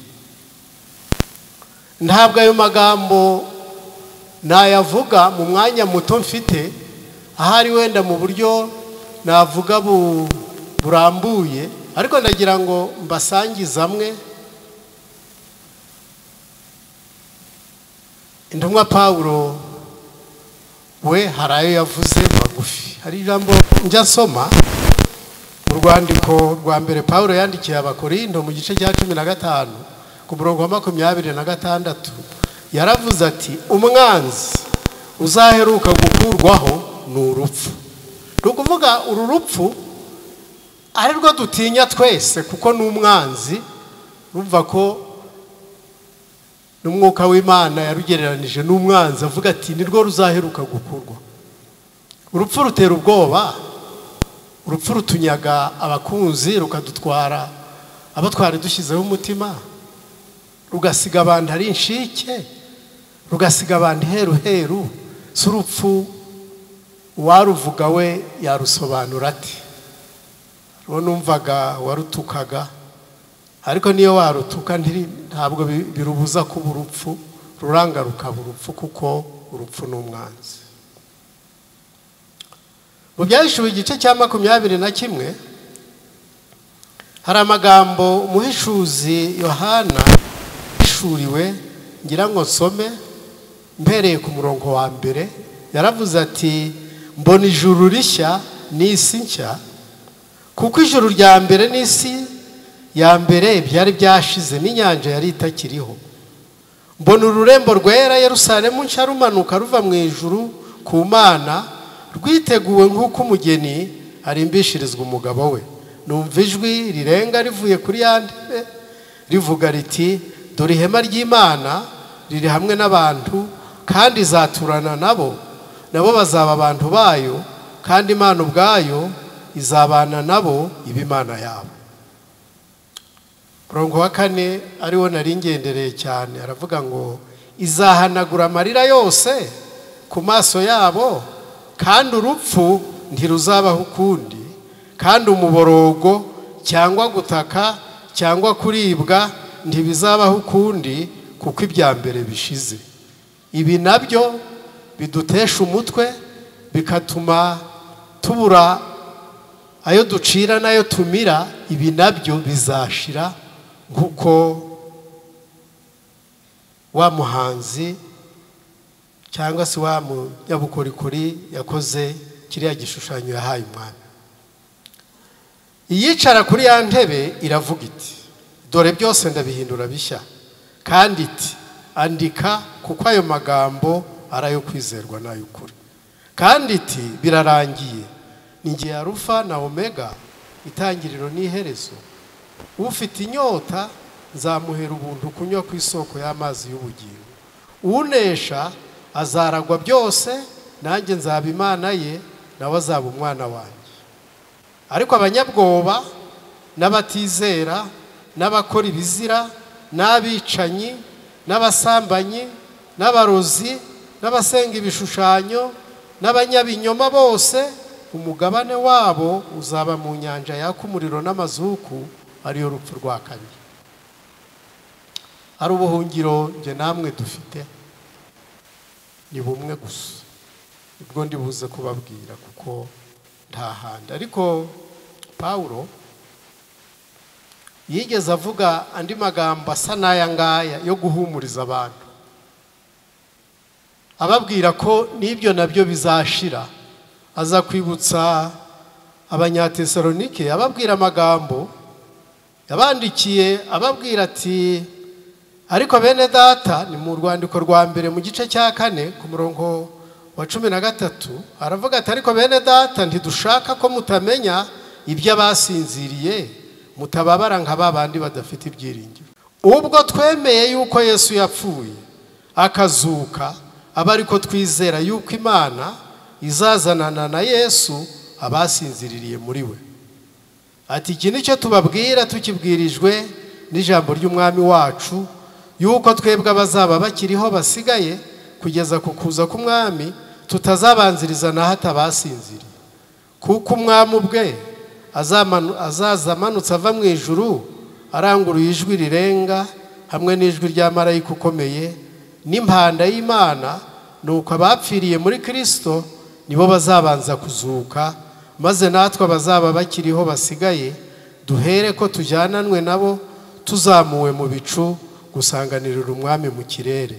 Nuko rero tuzabana n'umwami iteka ryose. Nuko mumaranisha imibabaro kubwirana ayo magambo. Urupfu urwo ari rwo rwose rubi abantu bacu bapfa, ndagira ngo mbabwire ko ntabwo ari ryo herezo. Nibyo muri ubu buzima nge namwe turimo bisa n'iherezo, ariko ntibirangiriye aho, kuko n'abari mu bituro umunsi umwe bazahamagarwa kuko hari umuzuko. Kandi igihamya cyo kirahari kuko ubivuga wabitangiye ubwishingizi we yarapfuye arazuka. Ni nawe wavuze ati ninjye kuzuka n'ubugingo, unyizera naho yaba yarapfuye azongera abeho. Ndetse yavuze amagambo Yohana yaje kwandika we nyuma aravuga ati nari narapfuye ariko ndiho, ninjye tangiriro nkaba n'iherezo. Ati kandi ninjye ufite imfunguzo z'urupfu n'ikuzimu. Ni amagambo dusoma mu Byahishuwe igice cya 1 umurongo waho wa 17. Icyampa ngo tujye tuzirikana ibyo Yesu yavuze. Aya masezerano twasomye amagambo hariya mu gice cya 20 aho Imana yavuze iti andika kuko uwayavuze ni umunyakuri kandi ni uwo kwizerwa. Ibyo Imana yavuze bizasohora nk'uko yabivuze. Iyi si tuyirimo dusa n'abafashe igihe mu ntambara, duhura n'amakuba n'ibyago birenze no kwiyumvisha kuko jenoside yakorewe abatutsi yabaye nta busobanuro bundi wayiha ngo aho ureba umuntu mwasangiraga akaza agahitana abantu bose ntabwo washobora kubisobanura na n'ubu nicyo gituma ababyumva neza babyumvira muri scope ya ntambara ikomeye twiga muri iki gihembwe. Burya hari n'ibyo ngo tudashobora gusobanura ngo bibwire abantu ngo babyumve kuko nawe byakuvuna kubisobanura, ariko kuko iyo ntambara iriho hagati y'icyiza n'ikibi, ibibi byo birahari, ariko Imana ishimwe ko hari iherezo ryabyo. Imana ishimwe ko bizagira iherezo, kandi twamaze kubona ko abizera Yesu gusa bakamushyiraho umutima wabo, bakaba ari we bagize nyambere, bakamugira umwami wabo n'umukiza wabo n'umucunguzi wabo, aba bafite amasezerano y'Imana adahinduka, kandi aya masezerano ni ay'ukuri. Pawulo rero aravuga ati mujye mumaranisha imibabaro kubwirana aya magambo, kuko titwifuza yuko mubabara nk'abatagira ibyiringiro. Abanyamuhima n'abashyitsi muri hano, ndagira ngo bifurize kugira ibyiringiro mu mwami wacu. Uyu mwami yaratsinze, kandi yatsinze burundu. Icyo ategereje ni ugushyira iherezo ku kibi n'ingaruka zacyo. Ahasigaye n'abacu twabuze, za nshuti twakundaga, abo bose dusoma mu gice cya 20 ko bajugunywa mu nyanja, bahambwa ikuzimu, ahandi ngo ukuzimu n'inyanja bigarura abarimo bose. Bibiliya rero iraduhumuriza ngo mu gihe turiho ahubwo tumenye uburyo tubayeho, kuko hari iherezo ku biriho byose, kandi natwe tugitinze urupfu rwo ruzadujyana, ntabwo wamenya urwo uzapfa. Ariko ndagira ngo dushimire Imana ko iherezo ntirizabiringire gusa.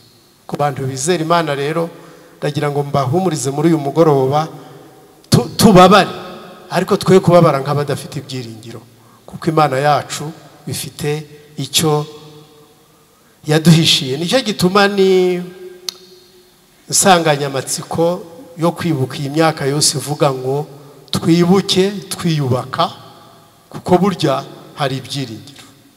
Ntabwo rero Imana yadusize aho tutabasha kugira ibyiringiro. Yesu yarebaga abigishwa be agiye gutandukana nabo, kuko Yohana yaje kubyandika, kandi akamenya uruzababaho uburyo bazapfurwa agashinyaguro ko bakabaye.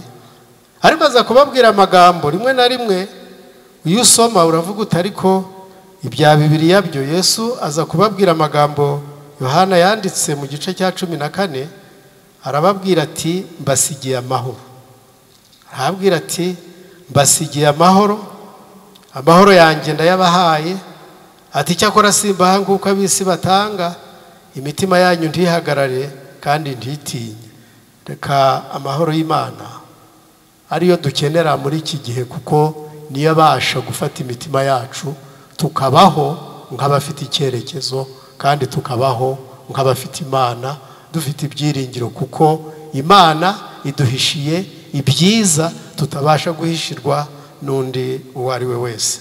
Mureke rero twakire Yesu, kandi turusheho kumukunda, kuko ari hafi kugaruka, nk'uko amagambo twatangije avuga ngo haracyasigaye igihe kigufi, kandi uzaza ntazatinda. Itariki ntituyizi, ariko ndabizi ko naza tuzagira umunezero utazagira kirogoya, kuko n'abacu twabuze basinziriye muri Yesu Kristo tuzongera kubabona, tunezeranwe nabo by'iteka ryose. Ndagira ngo nsoza mbabwire ko kwibuka ni inshingano yacu nk'Abanyarwanda bafite ubumuntu. Burya nusoma muri Bibiliya uzasanga no kwibuka birimo.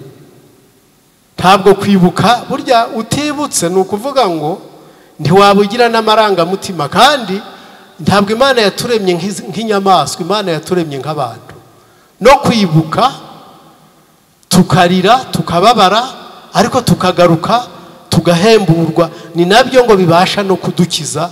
Mujye burya munabizirikana ko ntabwo leta yabishyizeho iyo impamvu ko ari bwo buryo bwa healing, uburyo abantu bashobora kugenda bakira bakongera bakibuka kandi bakaniyubaka. Kandi koko tubibona mu buryo abantu bagenda bakomeza kwiyubaka, bakomeza no kubaho. Reka rero tujye duhora twibuka, twibuke inshuti zacu zazize jenoside yakorewe abatutsi, bakicwa bunyamaswa batazi icyo bazira. Dukwiriye guhora tubibuka, ntacyo bitwaye, ni byiza ngo tubibuke kandi natwe tubone uko twiyubaka kandi tubone n'uburyo tubaho. Mu gihe rero nk'iki ndagira ngo mbibutse ikintu kimwe dukwiriye gukora, nuko dukwiriye gusabirana kandi tugashyigikirana kuko turi abavandimwe. Abantu benshi iyo tugeze muri uku kwezi, iki gihe cyose kugeza mu kwezi kwa karindwi, aba ari igihe kibi. Abantu bari bakwiriye kuba bafite ubumuntu, bakwiriye guhora bibuka, basaba imbaraga y'Imana kugira ngo ikomeze gufata imitima ya barokotse jenoside, kuko ntabwo ari ibihe biba byoroshye. Burya tujye tubizirikana, tubyumve ko ari ibintu biteye ubwoba, kandi dukora uruhare rwacu mu buryo bwo gushyigikirana, mu buryo bwo gufatanya n'abandi kwibuka, tubagaragariza ko natwe tubabajwe n'ibyabaye, cyane ko abantu bose siko babigizemo uruhare, kandi n'ababigizemo uruhare bashobora kwibuka bagasaba imbabazi, nabo biba byiza kuko nabo ubwabo barabohoka. Reka rero mbasabe kugira ngo dukomeze dushyigikirane kandi dukomeze duhumurizanye. Ndasoza mbifuriza gukomera no kwihangana, kandi twibuke twiyubaka, nibyo mbasabira. Umurage umwami wacu yadusigiye tuwusanga muri Yohana igice cya 13 umurongo wa 35. Yaravuze ati ibyo, umurongo wa 34 na 5 yaravuze ati ndabaha itegeko rishya ngo mukundane kuko nabakunze muba ariko namwe mukundana. Ariko umurage uri ku murongo wa 35 aho yavuze ati ibyo nibyo bose bazabamenyeraho ko muri abigishwa banjye, nimukundane. Mureke dukundane no muri ibi bihe, abavandimwe bacu, inshuti zacu zishengurwa n'amahano yabaye mu gihe bibuka ibihe bibi, inzira y'umusaraba banyuzemo. Reka nk'abizera b'itorero rya Muhima n'abavandimwe b'inshuti zacu bifatanije natwe muri uyu mugoroba, twongere kuzirikana ko urukundo niwo murage Imana yaduhaye. Dukundane uko byaba biri kose, kuko niho insinzi yacu izaboneka. Imana idufashe muri uyu mugoroba, kandi mwese mbifurije gukomera, kandi mbifurije kwihangana muri ibi bihe no gukomerera mu mwami Imana ari we nyiri humure, mu izina rya Yesu. Reka dusenge. Nyagasani Mana yacu, nk'itorero rya Muhima n'inshuti n'abavandimwe twateraniye muri iyi nzu aho uhererwa icyubahiro kugira ngo twibuke abavandimwe bacu, inshuti zacu, abana bawe bazize jenoside yakorewe abatutsi. Turagushimira cyane yuko imyaka 30 ishize twibuka, kandi turagushimira ibitangaza wagiye ukorera abana bawe, ubakomeza, ububaka, kandi ubaha no kwihangana. Na n'uyu munsi ni we dutegereje kugira ngo imbaraga mvajuru imanukire imitima yacu, kugira ngo twe kubaho nk'abadafite ibyiringiro, ahubwo tubeho dufite ibyiringiro mu yahozeho kandi izahoraho, kandi Imana igiye kugaruka igashyira iherezo ku cyaha n'ingaruka zacyo zose arizo zatuzaniye aya mahano. Uyu mugoroba rero dusabiye abahungu bawe n'abakobwa bawe, dusabiye imiryango y'abanyarwanda basizwe heruheru bakabura ababo muri jenoside yakorewe abatutsi. Bose tubazanye imbere yawe muri uyu mugoroba ngo Mana ubabere Imana, ubabere byose, wewe wabarokoye kandi ugakomeza kububaka no kubakomeza. Iyi myaka 30 ikabishize bibuka bazirikana amahano yose yabaye ku bwa jenoside yakorewe abatutsi. Turagusaba kugira ngo Mwami Imana muri uyu mugoroba ukomeze uhumurize imitima yabo, twese utugirire neza kandi uduhe gukomeza kugutegereza twihanganye.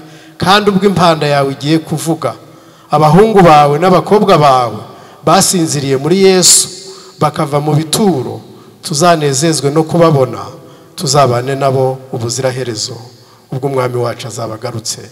Tubisabye mu izina rya Yesu. Arakoze Pasitoro kubw'ijambo ryiza ry'ihumure atugejejeho, kandi ni nacyo gikwiriye. Hari abashyitsi bakomeje kuza nyuma barimo n'abagize umwe mu muryango twibuka, barabambwiye ko hari umuryango wa Semana bageze hano. Barahari nabo ngo tubakire, bahageze, mwageje twabakira. Murakoze cyane kandi turejwe no kwifatanya namwe muri uyu mwanya. Imana umugisha. Muvare tubakiye mu izina rya Yesu. Turabakiye mu izina rya Yesu. Imana umugisha. Amen. Kandi mukomere. Mu gihe korari umuryango w'Imana iza tambutsa ubutumwa bwanyu mu ndirimbo, hari amagambo Paulo yanditse ari mu rwandiko rwa mbere rwa Timoteyo igice cya 2 umurongo wa 2. Umuntu wese uza agaciro k'amahoro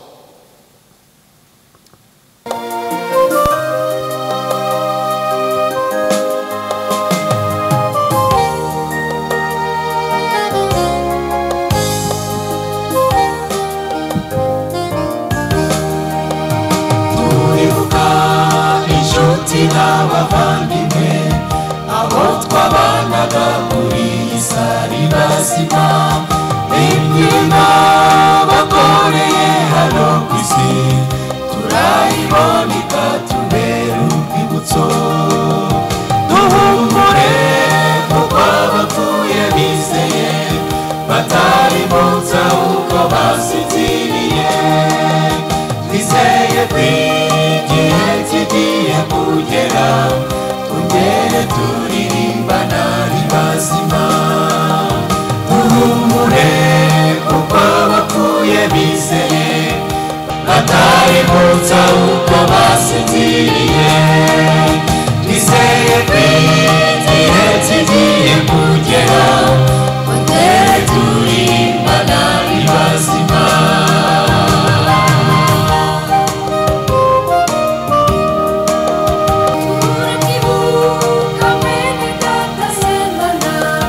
Yatubereye umuyobozi w'indahemuka, yararirimbaga ndetse akabwiriza, ijwi rye ryiza ntituzaryibagirwa. Duhumure kuko abapfuye bizeye batarimutse ahubwo basinziriye, twizeye ko igihe kigiye kugera twongere turirimbana ari bazima. Duhumure kuko abapfuye bizeye batarimutse ahubwo basinziriye, twizeye ko igihe kigiye kugera twongere turirimbana ari bazima.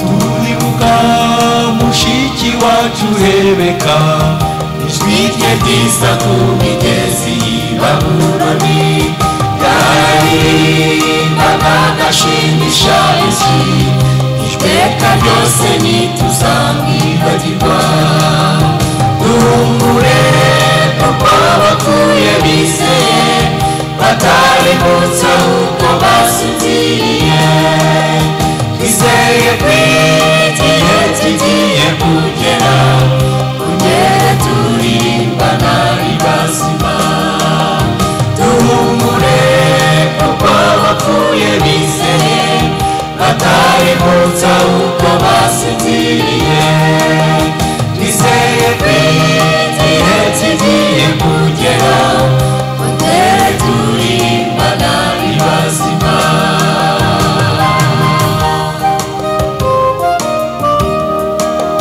turibuka mushiki wacu Esiteri ndetse na Ngabonziza wari umunyamahoro umurava n'ubwitange bagiraga iteka ryose ntituzabibagirwa duhumure kuko abapfuye bizeye bataributse ahubwo basinziriye twizeye ko igihe kigiye kugera kongere turirimbana ari bazima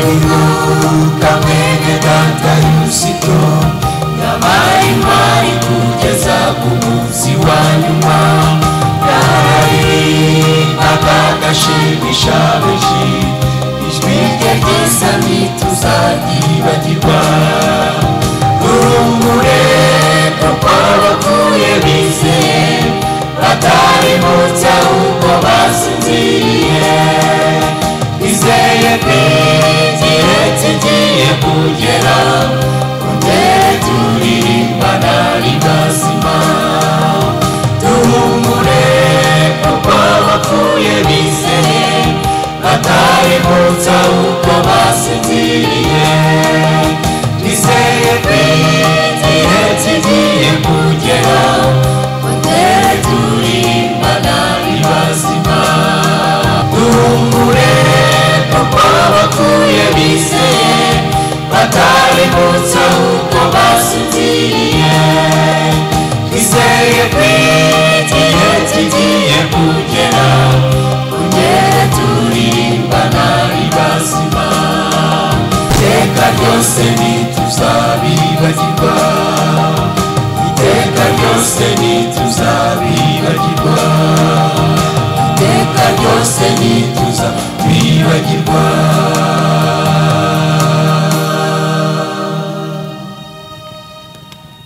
rero twagize amahirwe yo kubana na Pastor Leonidas nk'umugabura w'ijambo ry'Imana cyangwa se nk'uwatubwiza ijambo ry'Imana uyu munsi ariko tunufite nk'umushyitsi mukuru uyu munsi muri gahunda yo kwibuka jenoside yakorewe abatutsi mu 1994 twagira ngo tumuhe ikaze nanone hanyuma agire icyo yongera kutubwira muri uyu mwanya shaka kubageza ubutumwa bw'itorero ry'Abadiventiste b'umunsi wa karindwi mu Rwanda. Itorero rirashimira abanyamuhima cyane korali abagenzi iki gikorwa cyo kwibuka abavandimwe bacu. Mu izina rero ry'umuyobozi nawe utaraha ngaha mu gihugu, abagenzi be bandi nabo bagiye ku yandi matorero nayo agira iki gikorwa uyu munsi, kagira ngo rero babwire ko tubashyigikiye kandi ko tubifuriza gukomera kandi tukabasabira kurushaho kwiyubaka, mu kwibuka muniyubaka. Turasabira itorero ryose kugira ngo ibyabaye Imana izabirinde iki gihugu kandi biri no mu ntego zacyo yuko jenoside yakorewe abatutsi itazongera kuba. Dushaka twabyizera kuko ntibiri mu mugambi w'Imana, byakomokaga kuri Sekibi n'abayoboke be. Kagira ngo rero mbabwire ko ubuyobozi bw'itorero twifatanije namwe kandi buzakomeza kubasabira ko murushaho kugenda mukomera, mwibuka kandi mwiyubaka mu gihe cyose tugitijwe ubuzima kuri iyi si y'abazima. Kagira ngo rero mbabwire ko muri make nta kindi twakoraga cyari icyo cyo kwifatanya namwe no kubabwira ko twese dusangiye uwo mubabaro, kandi ko dukwiriye gusaba ngo Imana irushaho kugenda ihembura imitima yacu kuko iyi myaka yose yagiye ibikora. Imana rero ibagirire neza, kandi abaje mwese ndagira ngo mbashimire, tunifuza tunasabira n'abandi ko bazava iyo bari mukajya muterana muri benshi mukibuka, nta kibabuza kwibuka kuko ibyabaye ntibyari byiza, byari bibi no mu maso y'ababi ni bibi, kuko iyo bitaba bibi ntabwo baba bari aho bari. Ndagira ngo rero tujye dukomeza twibuke kandi tujye dukomeza twiyubake kandi tujye dukomeza twongere kwibuka ko dufite Imana itwitayeho idufitiye imbabazi. Itorero rero rirabashimira kandi rizakomeza kubasabira gukomera no kwihangana muri byose. Imana ikomeze ibuzuza imigisha kandi Imana ikomeze kubagirira neza mwese abaje hano muri uyu mugoroba. Nibyo basabira mu izina rya Yesu.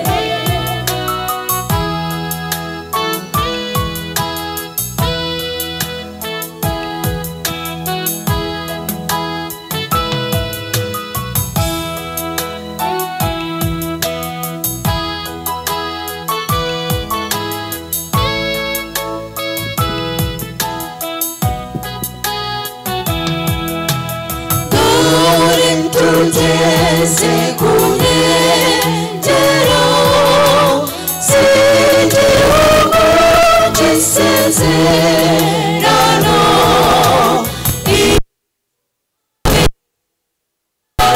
ihejeje bazabamo baramya umwami azakenyera abangaburire babibete n'amaya gakiza n'uburyo Imana yakuze umuntu umunyabyaha aracungurwa.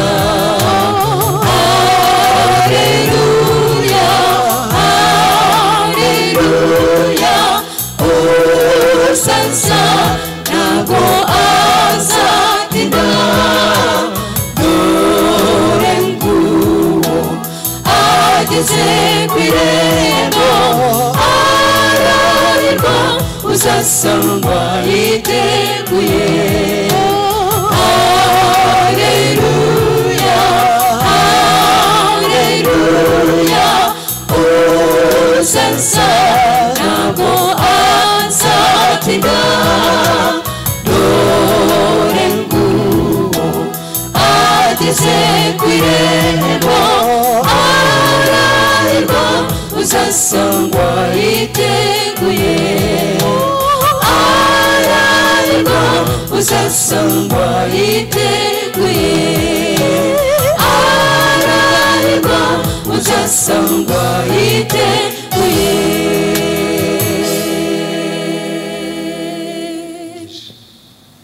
Pastor wakoze, Imana iguhe umugisha. Ndanashimira by'umwihariko abantu mwese mwaje hano muri iyi gahunda. Gahunda yatuzanye hano yo kwibuka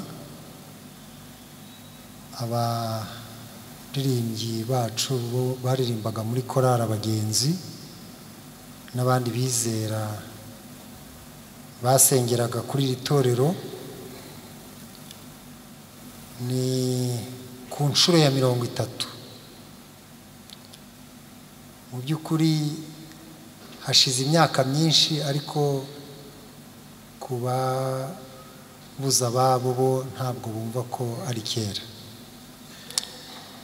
Rero nubwo nge ntafite byinshi mvuga, ko nge ndashimira gusa kuko umuyobozi yavuze mu izina ry'ubuyobozi bw'itorero, nge nta kintu nongeraho, ariko hari isomo nk'abizera b'itorero ryacu twari dukwiriye gukura mu byabaye nka experience dushobora gusigarana. Impamvu habayeho jenoside nuko mu mitima y'abantu harimo ikibi, harimo urwango, kandi Yakobo igice cya mbere umurongo wa 14 kugeza wa 16 havuga ko umuntu yoshywa n'ibimurimo bimushukashuka, kandi ibyo bimurimo iryo rari ngo riratwita rikabyara n'icyaha. Kandi iyo umuntu yabyaye icyaha hakurikiraho ubwicanyi bushobora no kuba jenoside nk'iyabaye yakorewe Abatutsi. Ibi rero abizera tukwiriye kubyirinda. Nicyo kintu navanye muri message zose zanyuze hano uyu munsi. Dukwiriye kwirinda kwangira bene data mu mitima yacu, cyane ko numvise hari n'isomo twavanamo nk'abayobozi b'itorero, cyane ko uwaduhaye ubuhamya yavuze ko aho bari barahungiye hari abayobozi. Yavuze ati abayobozi bazaga barimo n'ab'itorero, yavuze n'umupadiri, ngo twahitaga tumenya ko hagiye gukurikiraho ubwicanyi. Birababaje. ubundi umuyobozi w'abizera yakabaye aza abantu bakavuga bati Imana ishimwe tugiye gukira, none ahubwo araza abantu bagapfa. Ibyo rero ni isomo rikomeye ku bayobozi ko tugomba gukunda abo tuyobora, ariko ni n'isomo ku bayoborwa ko dukwiriye kutakururwa cyangwa se kutagendera mu bishuko twagezwaho n'ubuyobozi bubi. Nibaza ko iyo bigenda bityo Imana iba haba hararokotse n'abanyarwanda barenze abarokotse. Rero hari n'isomo mbona n'imiryango yarokotse namwe mwagakuyemo. Niba uyu munsi twibuka abaririmbyi baririmbaga muri korali Abagenzi, mwakabaye mufatiraho icyemezo cyiza cyo gukora umurimo w'Imana nk'uko nabo bawukoraga. Niba harimo abari abaririmbyi babwirizaga ubutumwa bwiza, numva ari isomo rikomeye cyane nko ku mwana w'umuntu nk'uwo, ko nawe agomba gukunda Imana n'umurimo wayo kugira ngo nawe azagire icyerekezo nk'icy'umubyeyi we cyangwa se umuvandimwe we yari afite akiriho. Ndahamya ntashidikanya ko ari ubutumwa bukomeye mwagombye kuvana mu cyo bari barahisemo kandi cyari cyiza. Nkaba ngira rero ngo nshishikarize na korali Abagenzi gukomeza kwita kuri iyi miryango, kuko hari isano ikomeye mufitanye nayo cyangwa se ifitanye n'itorero, cyane ko bari abizera bacu. Muzakomeze kubafasha no kubasengera. Ndahamya ko kubana namwe hari imbaraga bibongerera. Ndashishikariza nanone n'abizera b'iri torero ko twajya dukomeza kwifatanya n'abagize ibyago, by'umwihariko abarokotse iyi miryango turi hamwe uyu munsi, kugira ngo biyumvemo ko bari mu muryango. Iyo twaje hano bumva ko bari mu muryango kandi bakumva bakunzwe kurenza ko baza hano bagasanga nta bantu bahari. Abaje mwese rero ndabibashimiye, kandi abataje nabo ndumva ko ubu butumwa bubareba. Reka nshimire rero n'abashyitsi mwese mwaje hano n'amakorali yadufashije mu ndirimbo nziza zihumuriza imitima mwaririmbye. Ndahamya ko zakomeje gufasha benshi. Ndashimira abayobozi mpereye kuri pasitoro watuyoboreye gahunda nk'uko nanatangiye mushimira, ariko ndanashimira cyane umushyitsi wacu uhagarariye itorero muri iyi gahunda, kandi byerekanye ko ubuyobozi bukuru bw'iri torero buzirikana kandi bwifatanya n'itorero rya Muhima. Reka nshimire na komisiyo, hari abayobozi twashinzwe bari bayobowe na Alexandre, twahaye inshingano yo gufasha itorero gufatanya na korali gutegura gahunda y'uyu munsi. Biragaragara ko yateguwe neza, namwe turabashimiye. Ndetse mboneyeho no kumenyesha mwese ko iyi gahunda yo kwibuka abaririmbyi ba korali Abagenzi bazize Jenoside yakorewe Abatutsi, ubu twibuka ku nshuro ya 30, ko iyo gahunda izasoza ejo, ubwo tuzajya aho bashyinguwe ku rwibutso rwa Nyanza ya Kicukiro. Nkaba nshishikariza rero abizera, by'umwihariko abayobozi, nanjye ndimo kuko nzabaherekeza, kugira ngo tuzajye kwifatanya n'iyi miryango, kuko ni igikorwa nacyo cy'ingenzi. Mwese rero mwakoze, Imana ibaha umugisha. ndifuza ko dusoza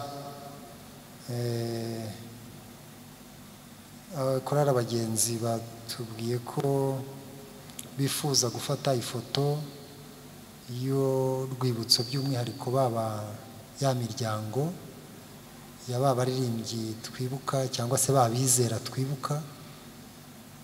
Reka nsabe ko tuyafata muri ubu buryo, nimwe mubanza.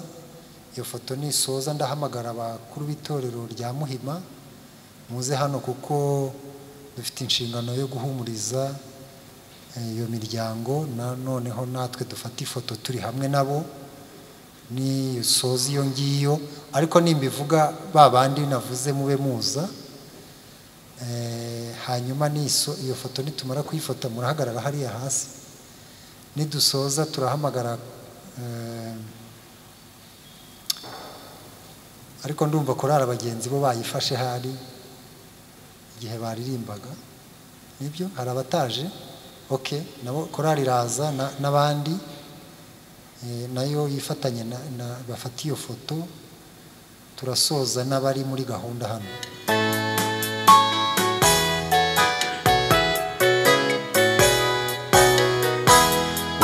Urugendo rwanjye mw'isi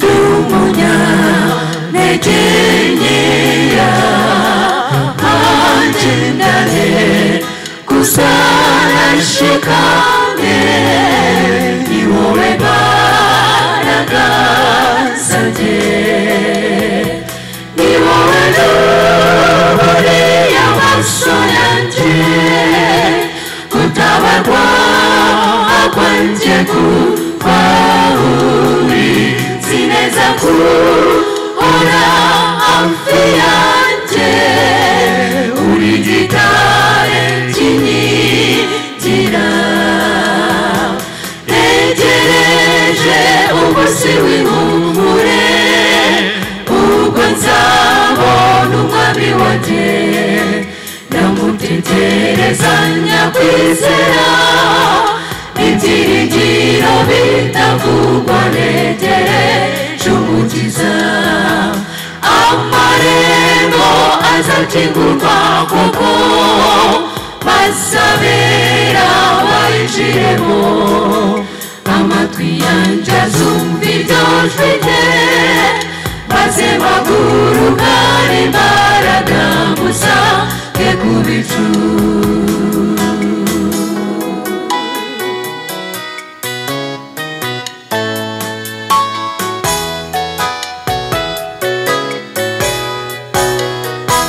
Maze kubona intambara, isarura rishize,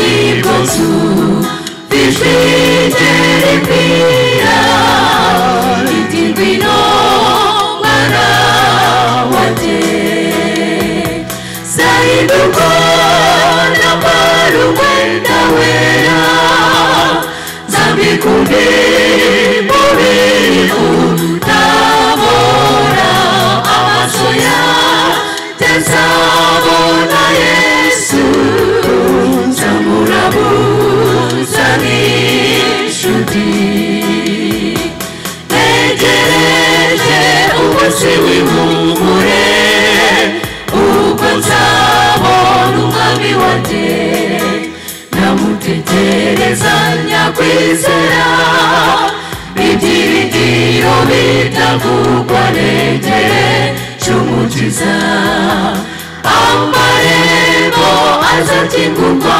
koko, maze abera bayinjiremo, amatwi yanjye azumva iryo jwi rye, maze mpagurukane imbaraga musange ku bicu.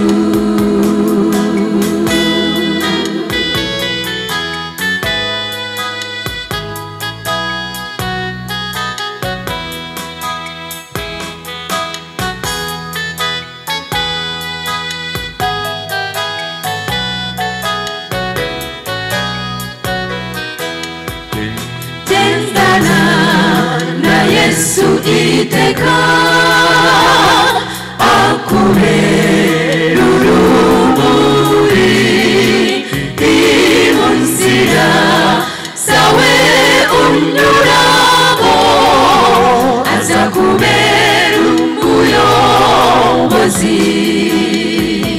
niwe nzira ukuri n'ubugingo, akomeza amaboko atenebutse, izina rye rimesha agaciro, nzahora mvuga iryo zina. Ntegereje umunsi w'ihumure, ubwo nzabona umwami wanjye, ndamutegereza nyakwizera, ibyiringiro bitavugwa ntegereje umukiza. Amarembo azakingurwa koko, bazabera bayinjiremo, amatwi yanjye azumva iryo jwi rye, maze mpagurukana imbaraga musange ku bicu. Amatwi yanjye azumva iryo jwi rye, maze mpagurukana imbaraga musange ku bicu.